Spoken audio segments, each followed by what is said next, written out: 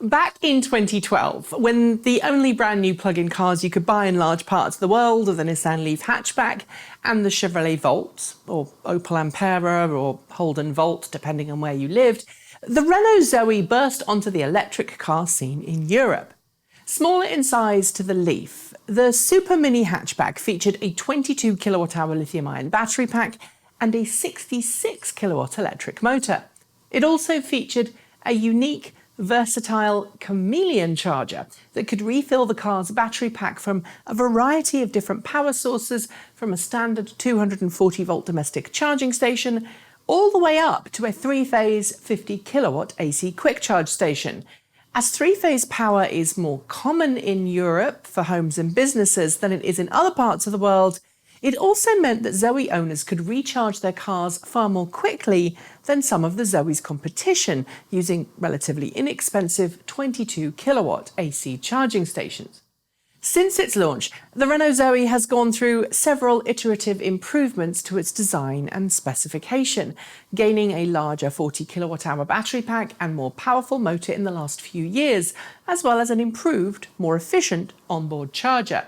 But despite those internal changes, the ZOE's basic design has remained the same as it was when it launched 7 years ago.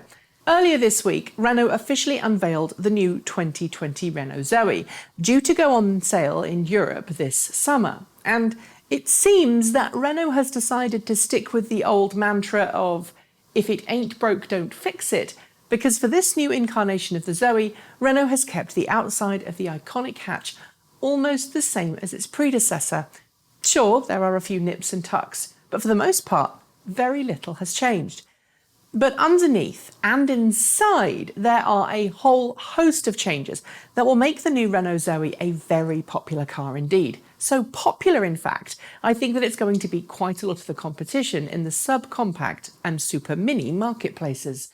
I'm going to walk you through some of these new changes now and explain why I think this car is going to be a really solid offering, even though I've not yet driven one. But before I do, I just want to note that although Renault has released specs today, there's not a whole lot of video footage available yet. So what you're seeing here is pretty much all we've got. Let's start with the battery. In keeping with the gradual battery capacity increases over previous versions of the ZOE, the new ZOE comes with a 52 kilowatt-hour battery pack, 50 kilowatt hours of which will be made available to the driver, meaning it's officially going to be called the Renault ZOE 50. Under the WLTP range tests, Renault is quoting a range of up to 390 kilometers per charge, which is pretty impressive. To put that into context, the 2019 Nissan Leaf E Plus with a 62 kilowatt-hour battery pack is rated at 385 kilometers per charge on the same test cycle. Then, of course, there's charging. While rumours of a 100 kilowatt CCS quick charge capability have proven to be false, the ZOE 50's CCS quick charge port, yes, CCS, can accept up to 50 kilowatts of DC quick charging power. That's a little low considering 100 kilowatts is becoming the norm, until you remember that this is a small, compact city car that's not designed to be a super long-ranged vehicle. Add in the fact that the new ZOE 50 continues to allow single and three-phase charging up to 22 kilowatts, and I think it's a pretty versatile car to charge. Alongside that new battery pack and charging setup, the ZOE 50 will come with a choice of 80 kilowatt or 100 kilowatt motors.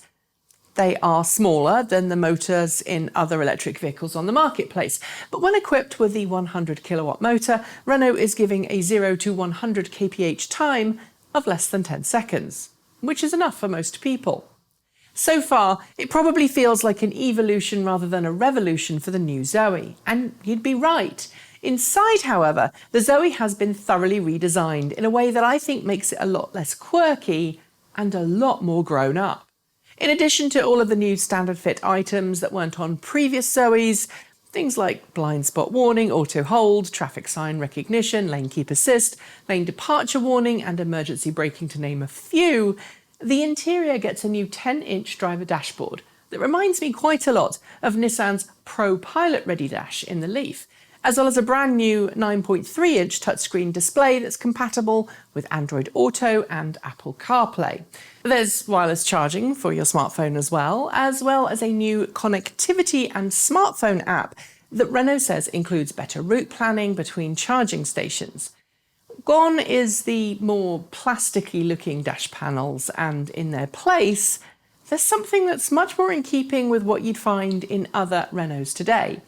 From a distance, it's almost as if Renault has stopped making an electric car that needs to constantly remind you that it's a frugal electric car, and instead it's designed a vehicle that looks like and is finished like pretty much every other car from the Renault family, but which just happens to have an electric powertrain. The new interior does also feature recycled materials throughout, so +1 for greener manufacturing. Personally, I think this is all super important because it does away with making customers feel that they have to go without in order to get an electric car. Granted, I've not sat in it yet, and it may be more plasticky than it looks in the photographs, but it certainly seems to have improved in terms of interior content. So far then, we've got a much better battery pack, an improved interior and drivetrain, and an efficiency that's far better than a lot of other electric cars out there. But the real reason I think the new Zoe will sell is because of its price.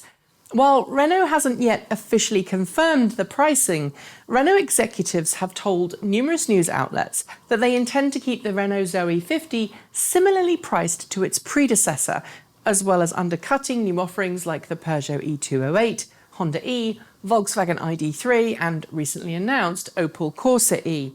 I've heard prices banded around between £18,000 sterling with a £50 battery rental per month up to about £22,000 without battery rental. And if those prices are accurate, I've used British pounds here because that's been the currency that the majority of the pricing information I've seen this week has been in, then the new Zoe could practically fly off dealer lots.